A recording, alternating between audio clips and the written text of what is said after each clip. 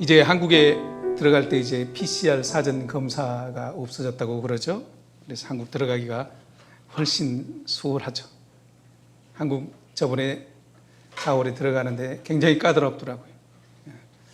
어쨌든 이 코로나 팬데믹이 거의 3년 가까이 되면서 이제는 서서히 마스크도 사라지고 또 여행의 규제도 사라지면서 많은 사람들이 눌려있던 그 여행하기를 또 그 여행 수요가 폭발하면서 비행기 또 싹 또 비싸지고 또 사람들은 해외 여행하는 것이 요 사이에 그 이슈가 되어 있는 것 아니겠습니까? 여행이라는 것은 가기 전부터 참 마음을 설레이게 하죠. 그렇잖아요. 특별히 우리가 가보지 않은 세계, 또 세계 여행이란 그런 그 여행의 주제는 이 땅을 살아가는 사람들에게 다 한 번쯤 로망이 아니겠습니까? 그래서 여행을 싫어하는 사람들은 아마도 거의 없을 겁니다. 어쩌면 여행은 우리 일상적으로 반복되는 삶 속에서 잠시 벗어나서 새로운 환경을 접하면서 거기서 휴식과 또 삶의 재충전도 할 수 있는 매우 유익한 어떤 잠시의 어떤 일탈이 아닌가 그렇게 생각을 해보는 겁니다.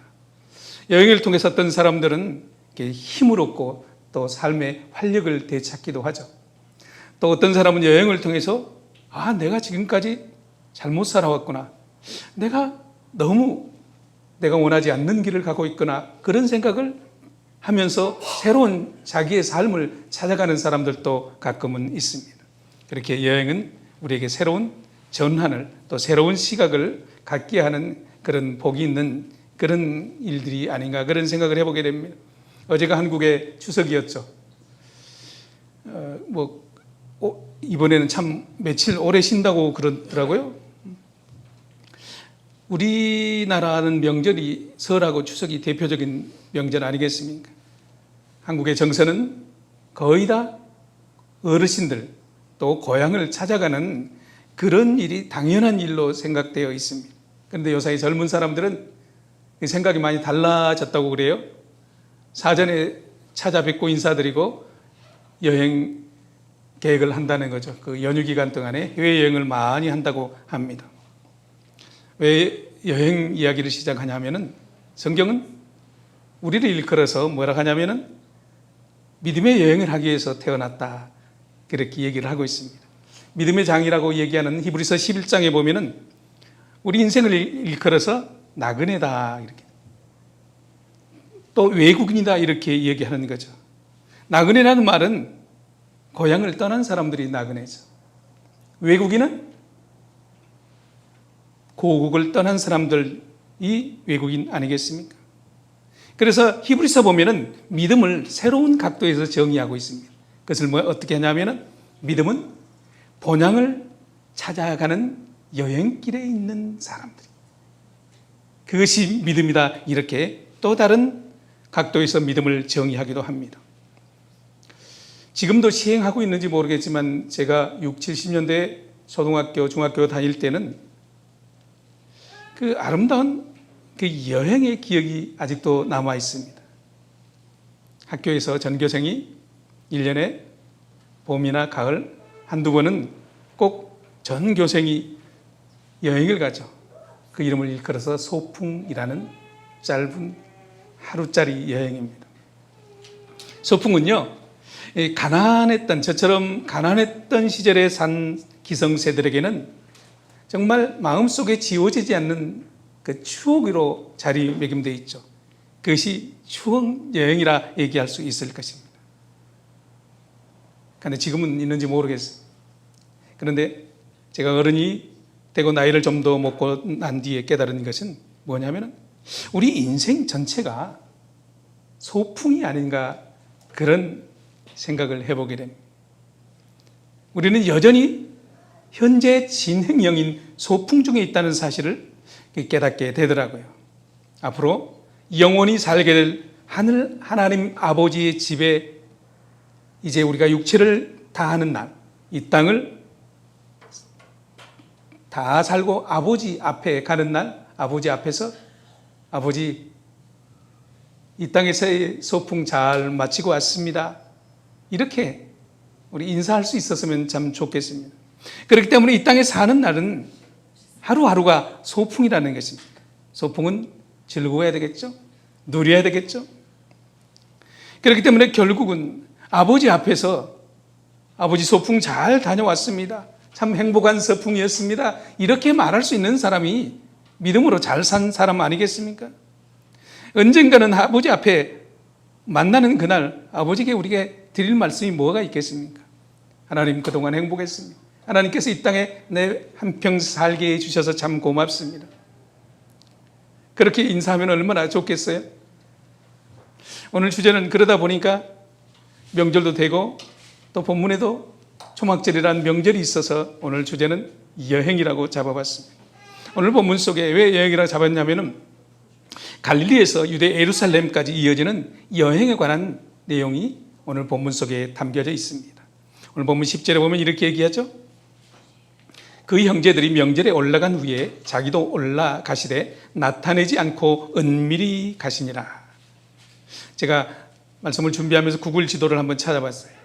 갈릴리에서 유대 예루살렘까지 얼마나 되는가 한번 찾아봤어요. 지도를 가져왔는데요. 약 160km 정도가 되더라고요. 지도 안 띄워줘도 괜찮아요?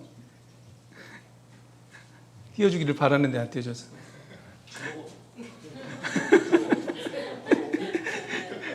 예, 160km가 되는데요.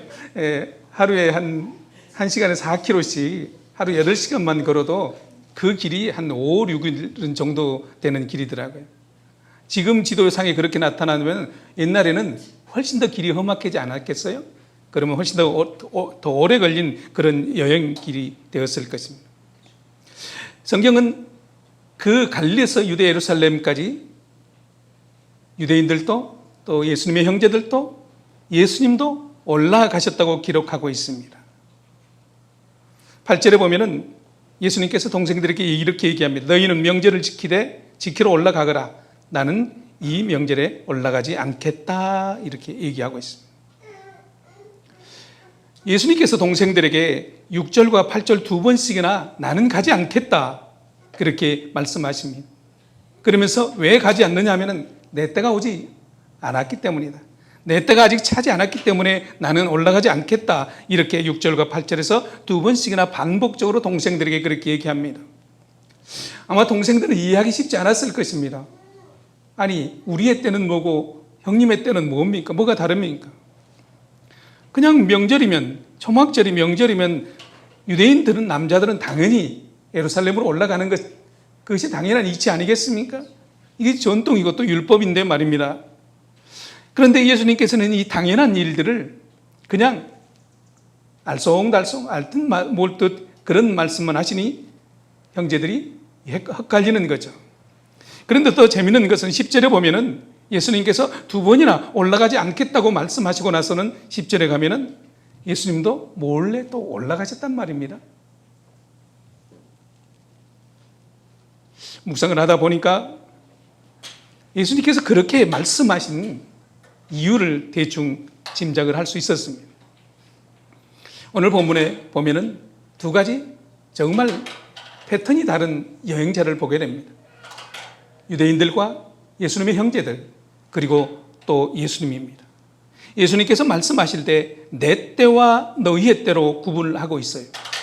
그러니까 성경에 보면은 내 때 하니까 어렵게 생각되지만은 영어 성경에 보면은 그냥 your time, my time 그렇게 얘기했더라고요. 복잡하게 생각할 거 없다는 거죠. 아니, 너희의 시간은 너희가 알아서 해라 그러는 거죠. 올라가라는 거죠. 그러니까 예수님께서 말씀하시는 너희의 때, 너희의 시간은 그냥 흘러가는 시간, 정통적인 있는 율법, 그리고 전통, 습관에 따라 하라는 것입니다. 그냥 물리적인 시간, 흐르는 시간, 사람의 시간을 말하는 것입니다. 그런데 예수님께서 말씀하시는 내 때는 완전히 차원이 다른 my time, 나의 시간이라는 것입니다. 그 시간은 뭐냐면은 목적 있는 시간, 계획된 시간, 의미가 있는 시간을 예수님께서는 말씀하고 있습니다. 이 땅을 살아가는 모든 사람들은 나름대로 자기의 시간을 가지고 살아갑니다. 자기의 계획을 가지고 살아간다는 것입니다. 그 계획 속에는 성공도 있고 그 계획 속에는 행복도 있고 그 계획 속에는 자기가 기록된 자기가 계획하는 일들이 자기의 시간표대로 자기의 목표 속에 담겨지는 그 길을 가고 있습니다. 예수님의 형제들도 유대인들도 그렇게 자기의 때에 맞춰서 자기의 시간에 맞춰서 유대 예루살렘으로 올라간 것 아니겠습니까?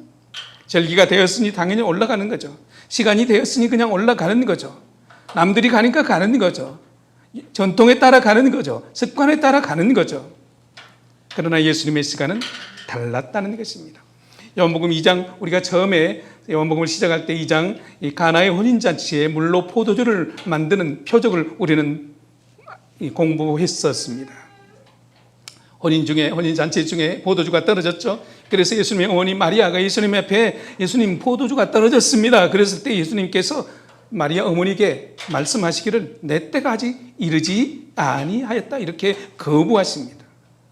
그런데 얼마 지나지 않아서 예수님께서 물 포도주로 만드는 표적을 행하셔서 혼인잔치의 흥을 다시 돋구어주는 것을 보게 됩니다. 왜 그러셨을까요? 예수님이 잠깐 착각하셨을까요? 아니면 예수님이 거짓말하신 걸까요? 아닙니다. 마리아의 때와 예수님의 때가 달랐기 때문에 마리아의 시간과 시간표와 예수님의 시간표, 하나님의 시간표는 달랐기 때문에 예수님은 거부하셨다는 것입니다. 예수님께서는 사람의 시간표대로 사시는 분이 아닙니다. 예수님께서는 철저하게 이 땅 속에서 하나님의 때, 하나님의 시간, 하나님의 시간표대로 사신 분이 우리 주님 아니겠습니까? 많은 유대인들은 또 예수님의 형제들은 초막절이라는 명절을 맞이해서 갈릴리에서 유대 예루살렘으로 올라갔지만 그들의 여행은 예수님의 여행과는 완전히 달랐습니다. 예수님의 여행은요, 어떤 여행이었을까요? 한마디로 얘기하면 죽기에 가는 여행이었습니다. 철저하게 내 생각과 달라도 아버지께서 계획하신 아버지의 시간표대로 이제 마지막 예루살렘으로 죽기 위해서 올라가는 그 여행, 그 목적, 그것이 달랐다는 것입니다. 예수님의 형제들이나 유대인들은 예루살렘으로 올라가는 여행은 그냥 습관에 따라 명절이 되었으니 그냥 올라가는 것 아니겠습니까? 올라가는 길에 노점도 들려서 술도 한잔하고 또 가는 길에 야바이꾼들 만나면 거기 앉아서 한번 투자도 해보고 눈으로 사방을 둘러보면서 그런 여행 아니었겠습니까? 여러분, 초막절이 어떤 절기입니까? 초막절은요, 추수하고 나서 지키는 절기입니다. 그래서 수장절이라기도 하고 또 현대식으로는 추수감사절 또 추석과 같은 의미를 가지고 있는 것이 초막절 아니겠습니까? 하나님께서 이스라엘 백성들에게 초막절이라는 그 절기를 주신 것은 이스라엘 백성들이 애굽에서 나와서 광야 길을 가면서 광야 40년 동안 하나님께서 지켜주시고 하나님께서 먹여주시고 하나님께서 입혀주신 그것을 기념해서 따뜻한 집이 있음에도 불구하고 집 밖에 초막을 지어놓고 7일 동안 불편한 생활을 일부러 하는 그런 절기가 유대인들에게는 초막절 아니겠습니까? 그래서 이 초막절을 통해서 유대인들의 생각해야 되는 것은 우리가 사는 삶은 광야 같은 삶이구나. 이 땅의 영혼이 이 땅이 가나안 땅이 아니고 이 땅에서 영원히 살 땅이 아니라는 것을 깨닫는, 다시 말하면 여행자라는 사실을 깨닫는 것이 바로 이 초막절의 절기의 의미 아니겠습니까? 신명기 8장에 보면은 우리 주님께서 이스라엘 백성들에게 광야 길을 걷게 하신, 광야의 여행을 가게 하신 이유를 분명하게 말씀하시고 있습니다. 우리 함께 해볼까요? 시작. 내 하나님 여호와께서 이 40년 동안에 내게 광야 길을 걷게 하신 것을 기억하라. 이는 너를 낮추시며 너를 시험하사 내 마음이 어떠한지 그 명령을 지키지 않는지 알려 하심이라. 하나님의 계획은, 광야를 살게 하시는 계획은 분명합니다. 너를 낮추고 너를 시험해보고 내 마음이 어떤 마음인지, 내 명령을 지키는지 안 지키는지 알고 싶어서 광야 길을 걸게 하신 것입니다. 우리가 이 땅 속에서 살아가니까도 똑같습니다. 하나님이 오늘 우리를 시험하셔서 우리가 어떤 마음으로 어떤 생각으로 살아가는지, 하나님을 경외하며 살아가는지 지켜보는 것입니다. 여러분, 아무것도 없는 황량한 광야의 길을 걷게 하신 하나님의 목적은 오늘 우리에게도 분명합니다. 그러나 사람들은 하나님의 목적 따라서 하나님의 시간표대로 살려 하지 않습니다. 자꾸 내 시간표를 들이댑니다. 그러다 이스라엘 1세대들은 모두 광야에서 죽지 않았습니까? 우리가 분명히 알아야 될 것은 이 땅을 살아가는, 이 광야를 살아가는 이 땅은 가나안 땅이 아닙니다. 이 땅은 약속의 땅도 아닙니다. 이 땅은 영원히 살게 할 우리의 본향도 아니라는 것입니다. 다시 말하면 이 땅은 우리가 여행 중에 있는, 잠시 거쳐가야 될 땅이라는 사실을 우리는 잊어서는 안 됩니다. 이스라엘 백성들에게 이 초막절 절기를 주신 이유가 거기에 있습니다. 초막절을 주시면서 실패한 너희의 조상, 1세대 조상들을 기억하라는 것입니다. 너희는 여행자야. 너희는 지금 여기 본향에 사는 것이 아니야. 그것을 자꾸 기억하면서 여행자라는 사실을 기억하면서 살라는 그 의미가 초막절을 주신 의미 아니겠습니까? 그럼에도 불구하고 유대인들은 이 초막절의 진정한 의미를 기억하지 않고 자기의 시간표대로 살았다는 것입니다. 자꾸 광야에서 잘 먹고 잘 살고 안주하려고 그렇게만 생각하고 그렇게 노력한다는 것입니다. 그렇게 광야에서 몸부림치다 죽어간 그들. 여러분, 성경에 나오는 믿음의 사람들을 잘 살펴보십시오. 그들은 모두 다 우리와 같은 성정을 가진 사람이었대. 그들은 자기의 시간표대로 살지 않았습니다. 하나님의 시간표로 살아간 사람들이 성경에 기록된 믿음의 사람들 아니겠습니까? 그 대표적인 사람이 바로 요셉 아니겠습니까? 요셉처럼 그 삶 가운데 아픈 기억을 가지고 있는 사람은 없을 것입니다. 아버지로부터 사랑받던 자리에서 한순간에 종이 되고 노예가 되고 옥에 갇히는 그 신세, 죽을 고비를 누명을 쓴, 그럼에도 불구하고 요셉의 삶 속에서는 한 번도 아버지를, 형제들을, 세상을 원망하지 않았습니다. 원망하지 않았기 때문에 절망도 하지 않았고 낭망도 하지 않았습니다. 내게 주어진 이 시간이 내 시간표가 아니고 하나님의 시간표, 하나님과 함께하는 여행 중에 있다는 사실을 알았기 때문에 그는 믿음으로 살 수 있었던 힘이 거기서 나온 것 아니겠습니까? 그래서 요셉은 나중에 형님들 앞에 그렇게 고백합니다. 형님들, 나를 먼저 애굽에 보낸 것은 아버지와 형님들을 살리려고 나를 하나님께서 이것에 먼저 보냈습니다. 형님들이 나를 팔았지만 걱정하지 마십시오. 그것은 하나님의 계획표, 하나님의 시간표, 나를 애굽의 총리로 세우시려는 하나님의 시간표가 거기에 있었습니다. 얼마나 멋진 고백입니다. 환경만 보고 말하지 않았다는 게 하나님의 시간표를 보고 그는 있었는 것. 사랑하는 교우 여러분, 요셉은 자기에게 주어진 시간이 아무리 힘든 시간일지라도 그 시간을 자기의 시간, 사람의 시간, 내 시간으로 삼지 않았다는 거예요. 하나님의 시간으로 삼고 하나님의 계획의 시간, 하나님의 목적의 시간, 하나님이 섭리하는 시간으로 삼고 살았기 때문에 그는 어떠한 환경 속에서도 넉넉히 이길 수 있었던 것 아니겠습니까? 오늘 살아가는 우리는 어떻습니까?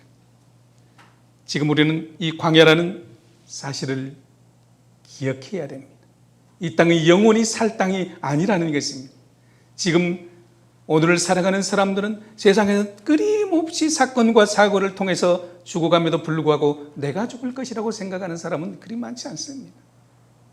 나는 살아, 나는 영원히 살 것 같은 그런 생각을 하고 우리는 살아간다는 것입니다. 사랑하는 교회 여러분, 오늘 우리가 기억해야 될 것은 우리는 지금 여행 중에 있습니다. 서풍 중에 있습니다. 여러분, 내가 내일 세계 여행을 떠난다고 계획을 하고 내일 떠난다고 칩시다. 그 여행을 떠나면서 집에 있는 금은 보화, 다이아몬드, 고가의 명품 가방, 또 집문서, 그거 다 들고 여행 떠나시겠습니까? 바보가 아니고서는 그렇게 여행을 떠나는 사람은 없을 것입니다. 그런데 돌아보면요, 오늘을 살아가는 사람들, 아니 교회 안에 있는 사람들이 정말 여행자처럼 살고 있을까요? 나는 여행자야. 나는 이 광야를 살아가는 여행자야.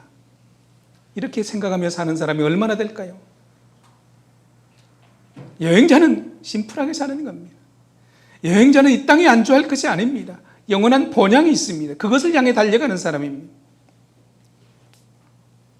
여러분, 미국에서 비행기를 타면은 한국 인천공항에 편안하게 데려다 줍니다. 내가 할 수 있는 일은 없습니다. 가만히 있으면 비행기만 타면은 인천공항에 내려주죠. 이 사람을 여행자라 하지 않습니다. 승객 여러분, 이제 대한민국 인천공항에 도착했습니다. 승객이라고 해요, 승객. 이스라엘 백성들은 출애굽하고 그들은 승객이 되기를 원했습니다. 그냥 가나안 땅만 들어가면 된다고 생각을 했던 것입니다. 지금 갈릴리에서 예루살렘으로 올라가는 유대인들이나 예수님의 형제들은 승객같이 살려고 했다는 것입니다. 여러분, 승객의 시간표와 여행자의 시간표는 다릅니다. 우리는 여행자라겠습니다. 여행자는 하나님의 시간표 속에 살아가는 것입니다. 아니, 어쩌면 여행자보다도 더 한 발 더 나가서 거친 광야의 길을 만들어내는 개척자가 오늘을 살아가는 우리가 아니겠습니까? 아니, 험한 바다 풍랑이는 그 바다를 걸어가면서 헤쳐나가는 항해자와 같은 삶이 오늘을 살아가는 믿음의 사람들의 삶이 아니겠습니까? 믿음의 사람들이 현실에 안주하면서 잘 되겠지, 그냥 이렇게 사는 것도 좋아, 그냥 흘러가는 시간에 따라서 나를 맡기고 살아가면 그 사람이 여행자입니까? 그 사람이 개척자입니까? 그 사람이 항해자가 되겠습니까? 승객이 될 뿐입니다. 광야의 시간은 우리에게 허락한 것은 우리를 훈련하는 것입니다. 우리를 만들고 다듬는 것입니다. 왜냐하면 가나안 땅이 저 앞에 있기 때문입니다. 여러분, 갈릴리에서 유대 예루살렘으로 올라가시는 그 예수님의 마음을 한번 생각해 보셨습니까? 예수님은 알고 계셨습니다. 이제 올라가면은 십자가를 져야 될 텐데 내 마음은 동의 안 되나? 하나님의 시간표, 하나님이 허락하셨으니 나는 죽으러 올라가야 돼. 처벅처벅 그 발걸음이 얼마나 무거웠겠습니까? 그런데 유대인들과 예수님의 형제들은 어떻겠습니까? 촐랑촐랑 남들이 가니까 가는, 우리는 믿음의 삶을 그렇게 살아야 되겠습니까? 얼마 전에 저희 사촌 형님이 암 선고를 받으시고 3개월 시한부 선고를 받으셨습니다. 그래서 찾아가서 뵀더니 이런 말씀을 하시더라고요. 3개월 남았다고 생각하니까 집 앞에 있는 저 동산에 나무들이 달라 보이더라고요. 흘러가는 구름이 저렇게 아름다운지 이제 알았다. 집 앞에 날마다 박혀있는 그 돌뿌리가 부러웠다는 것. 여러분, 믿음의 여행자로 삶을 살게 되면 세상이 달리 보입니다. 그렇게 사는 것이 믿음의 사람 아니겠습니까? 그러면서 눈시울 눈물이 맺는 그 형님을 보면서 마음이 얼마나 아팠는지. 그런데요, 내 속에는 그만 불쌍해 보는 거예요. 나는 안 죽습니까? 다만 먼저 갈 뿐 아니겠습니까? 여러분, 한번 생각해 보십시다. 예수님의 그 여행길이 어떠했는지, 예수님의 그 마음이 어떠했을까요? 한 번만 생각해 보십시다. 그러나 아버지의 뜻이기 때문에 아버지의 시간표대로 가는 것, 그것이 여행자의 삶 아니겠습니까? 그것이 항해자 아니겠습니까? 살아가는 교우 여러분, 기억해야 됩니다. 우리에게 허락한 이 광야의 인생의 여행길에 우리는 스토리를 만들어내야 됩니다. 우리의 프로세스를 점검해야 된다는 것입니다. 여행의 과정을 점검해야 된다는 것입니다. 믿음의 사람들은 유대인들처럼 그냥 광야의 승격이 되어서는 안 됩니다. 결과만 얻으려서는 안 된다는 것입니다. 세상 사람들이 다 살아가는 길이라고, 남들이 가는 길이라고 그냥 아무 생각 없이 습관적으로 살아가는 삶이 믿음의 사람이 아니라는 것입니다. 믿음의 사람은 나만의 특별한 여행을 만들어내야 된다는 것입니다. 나만의 특별한 여행 속에 스토리가 있어야 된다는 것입니다. 하나님의 뜻에 순종해서 나만의 역사, 나만의 믿음의 일기를 써내야 됩니다. 교회 여러분, 내 여행의 동반자, 내 아내, 내 남편, 내 자녀들과 함께 그 여행을 즐겨야 됩니다.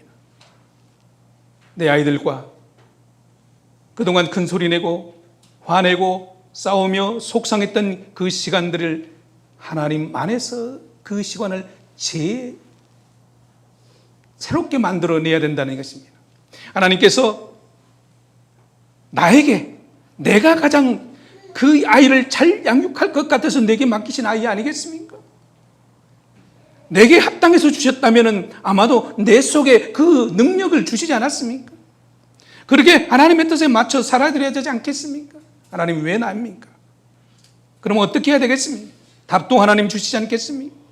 교회 여러분, 가족 중에서 예배드리지 않고 남을 와서 예배드리는 분들이 있다면 한번 생각해 보십시오. 인생 이 광야 여행을 나 혼자 하는 것이 행복합니까? 그래도 좋습니까? 아내 없이, 남편 없이, 자녀들 없이 나 혼자 이 광야를 여행하는 것이 행복할 수 있겠습니까? 그게 사랑일까요? 한번 심각하게 생각해 보십시다. 우리는 여행이라는 한 가족을 우리에게 허락하셔서 그 여행 속에 있는 우리는 아름다운 믿음의 스토리를 만들어내야 되지 않겠습니까? 나 혼자 여행하는 것이 무엇이 즐겁겠습니까? 요셉처럼 내 여행 속에 나만의 스토리를 만들어낼 수 있는 사람, 그 사람이 믿음의 사람 아니겠냐 이 말씀입니다. 그 사람이 개척자이고 그 사람의 믿음의 삶을 항해하는 항해자 아니겠습니까? 광야의 여행 속에서 나만의 여백을 만들어내시기를 바랍니다. 그 과정을 즐기며 그 속에서 아름다운 역사를 만들어내시기를 바랍니다. 주님과 나만이 알 수 있는 그런 믿음의 비밀을 만들어내는 사람 믿음이 아니겠습니까? 그 속에서 힘들더라도, 그 속에서 아프더라도, 그 속에서 손해보더라도, 그 속에서 낮아지더라도 나 혼자 나만이 하나님과 아는 그 비밀 속에서 내 믿음의 여행을 만들어 나가지 않겠습니까? 믿음의 사람들은 갈 바를 알지 못하는 표류하는 항해자가 아닙니다. 완벽한 내비게이션이 되신 우리 주님이 우리의 인도하고 계십니다. 완전한 나침반이 되신 말씀이 우리를 이끌고 있다는 것입니다. 힘들더라도 거친 세상 속에서 주님을 따라가는 아름다운 여행자, 주님과 함께하는 아름다운 여행자가 되셔야 되지 않겠습니까? 그 믿음의 실험이 있는 한 주간, 그래서 나만이 하나님과 나만이 아는 그 믿음의 비밀을, 그 여행을 만들어 나가는 우리 모두가 되기를 주님의 이름으로 축복합니다.